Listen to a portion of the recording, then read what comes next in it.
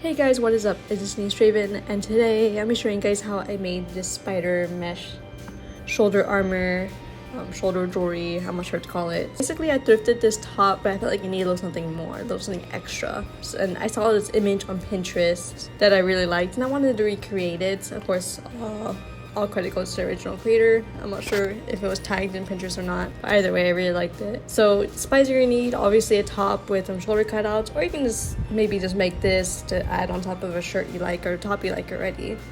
Either way, it'll work. But if you have something with like cold shoulders, that'll work as well. So you're gonna be needing safety pins, measuring tape or like a ruler, chain obviously, some pliers. I got these from the jewelry section of Hobby Lobby years ago. I'm sure they have like some still available at that. Of course, little spider pendants.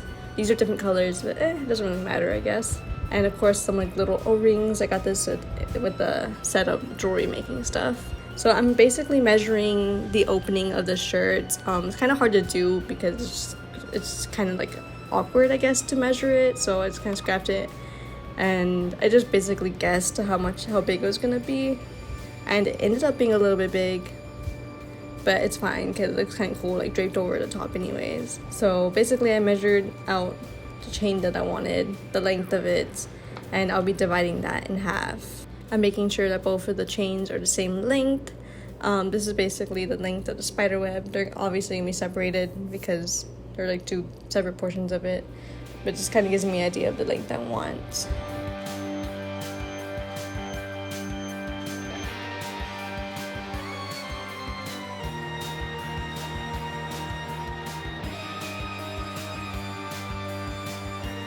Next, I'm measuring out some smaller pieces of the spider web that goes all around the spider web, and they're all gonna be roughly around the same size. I found it easy to count each and every single little chain, just so I get the right amount of chain for each one.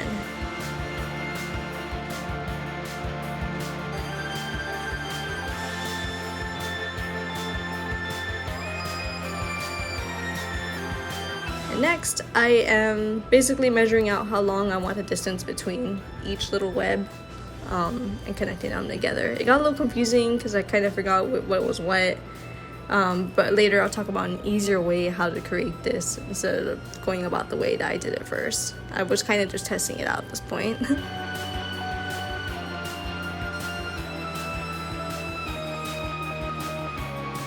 And I'm adding the middle section of the spider web and measuring that out.